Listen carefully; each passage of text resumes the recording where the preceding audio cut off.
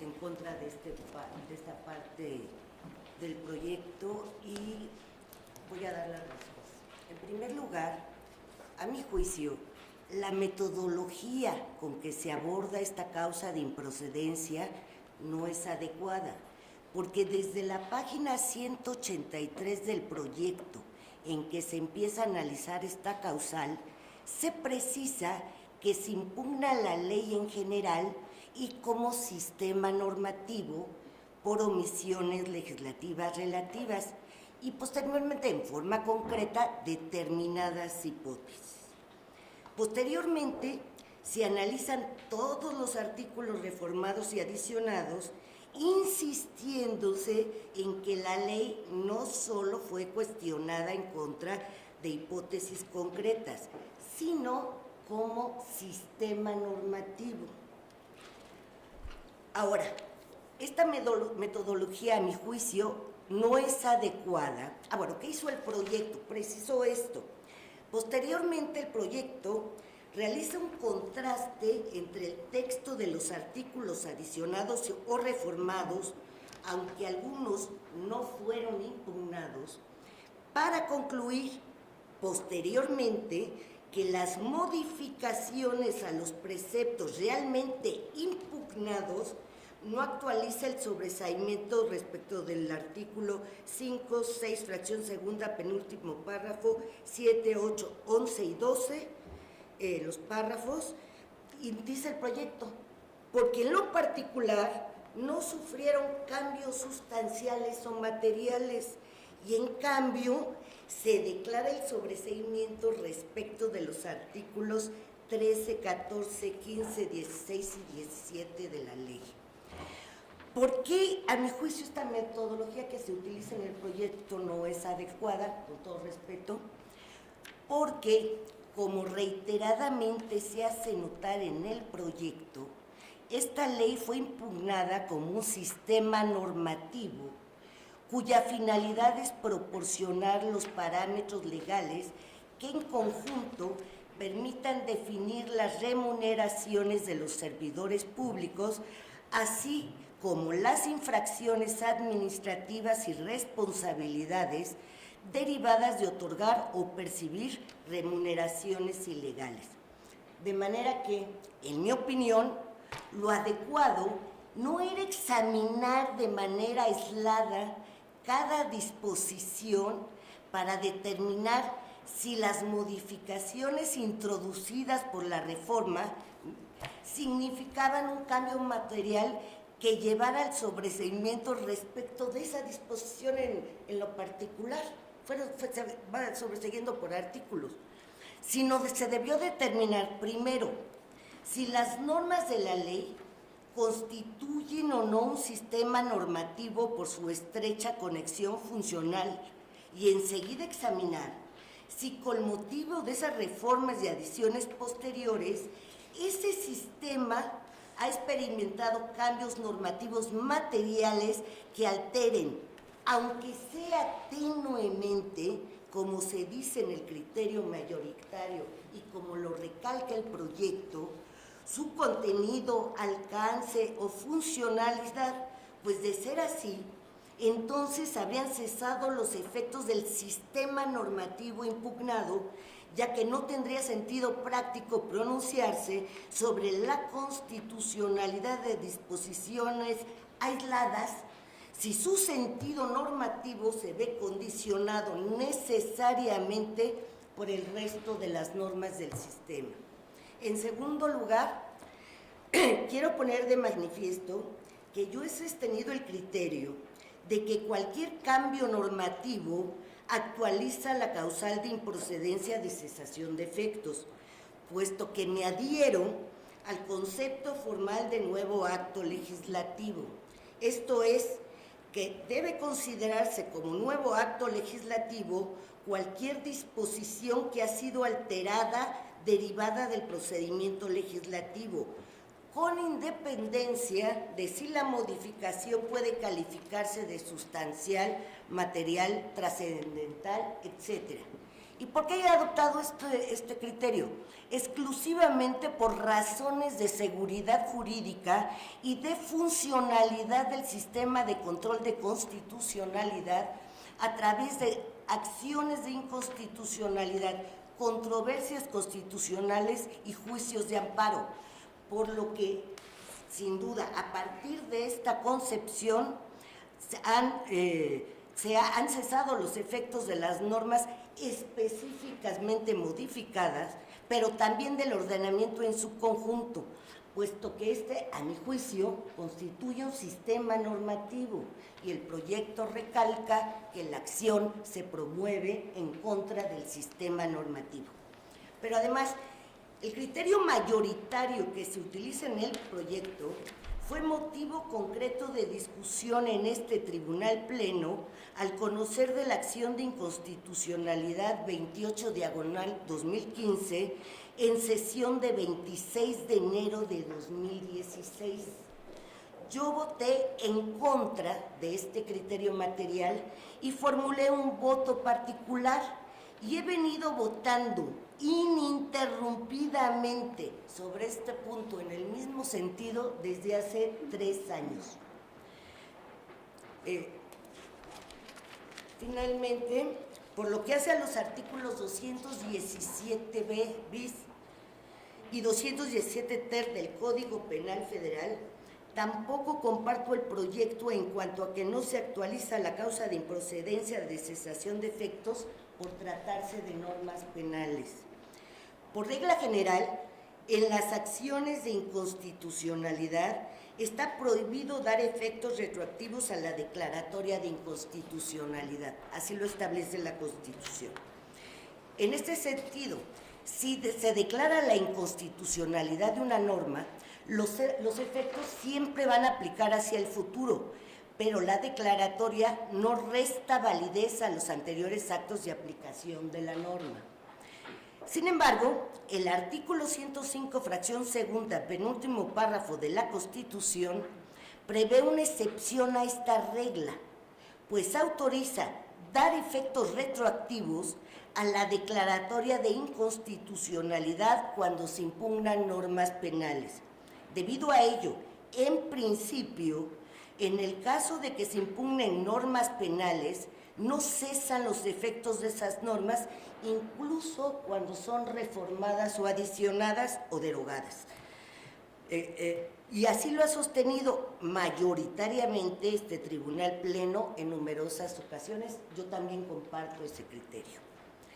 ¿Y cuál es la razón por la que en principio no cesan los efectos de las normas penales impugnadas si son reformadas, derogadas, abrogadas? Ello es en atención a que la aplicación de normas penales entraña generalmente la afectación grave de derechos fundamentales de la mayor importancia, como es la libertad personal, por lo que el constituyente permanente consideró viable hacer una excepción al principio de seguridad jurídica para proteger estos valores sustantivos y admitió imprimir efectos retroactivos a la declaratoria de inconstitucional de normas penales. En este sentido, cuando se impugnan normas penales, no cesan sus efectos, aunque posteriormente se reformen, deroguen o abroguen, porque pueden darse efectos retroactivos a esa declaratoria de inconstitucionalidad para anular actos de aplicación de esas normas de acuerdo con los principios que rigen la materia. Por ejemplo, en los casos en que los tipos penales que hubieran sustentado condenas fueran inconstitucionales. Sin embargo, esta excepción de dar efectos retroactivos en estos casos y en consecuencia de que las normas penales no cesen sus efectos, depende del hecho de que esas normas pudieran haber sido aplicadas durante su vigencia. Esta es la razón por la que el constituyente estableció esa excepción, de manera tal que si por algún motivo ello hubiera sido jurídicamente imposible, entonces, a mi juicio, no se actualizan las condiciones de operatividad de la excepción mencionada. En estos casos,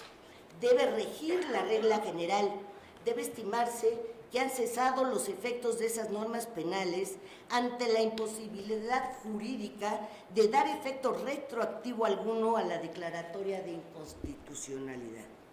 Ahora bien,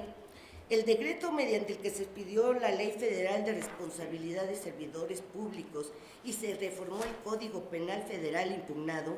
entró en vigor el 6 de noviembre de 2018 conforme a su primer artículo transitorio. El delito de pago y recibo indebido de remuneraciones de los servidores públicos previsto en el artículo 217 bis del decreto mencionado establece, en resumen, que quien conceda y quien reciba un pago no autorizado conforme a lo dispuesto en la Ley Federal de Responsabilidad de Servidores Públicos será sancionado en términos del artículo 127 ter del mismo decreto. Es muy importante enfatizar que el tipo penal en cuestión establece un elemento normativo consistente en que el pago concedido recibido debe ser considerado no autorizado conforme a las disposiciones de la Ley Federal de Responsabilidad de los Servidores Públicos. Es decir, la actualización de la conducta típica exige la transgresión de las normas de esta ley que regulan las remuneraciones. Por lo tanto,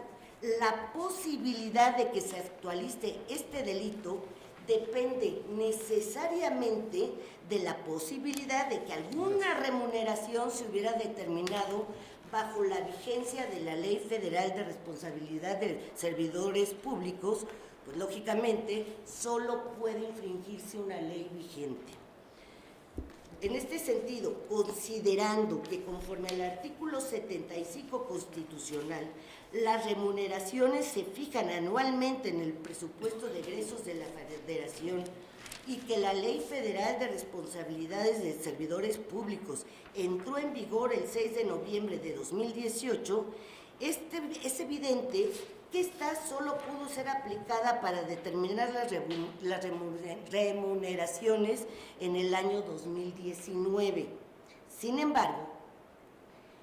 es un hecho notorio que en el incidente de suspensión de esta acción de inconstitucional y su acumulada, se concedió la suspensión en contra de la Ley Federal de Responsabilidad de Servidores Públicos para el efecto de que las remuneraciones de los servidores públicos que se previeran en el presupuesto para el año 2019 se determinaran exclusivamente con base en la Constitución sin aplicar la Ley Federal de Responsabilidad de Servidores Públicos. Esto es, se suspendieron por primera vez en una acción los efectos del sistema normativo previsto en la Ley Federal de Responsabilidad de Servidores Públicos. En este sentido, es indudable que existe un impedimento jurídico para que se actualice el tipo previsto en el artículo 217 bis del Código Penal Federal, introducido por el decreto impugnado, ya que ante la suspensión de los efectos de la ley, es jurídicamente imposible que se actualice el elemento normativo previsto en ese tipo penal, ya que durante la vigencia de la suspensión concedida en este medio de control constitucional no pueden determinarse ni recibirse remuneración alguno con base precisa en esa ley, ni, lógicamente, transgredirse sus normas. Por lo tanto, ante la imposibilidad de que se produzca acto de aplicación a alguno de los artículos 217 bis y 217 ter del Código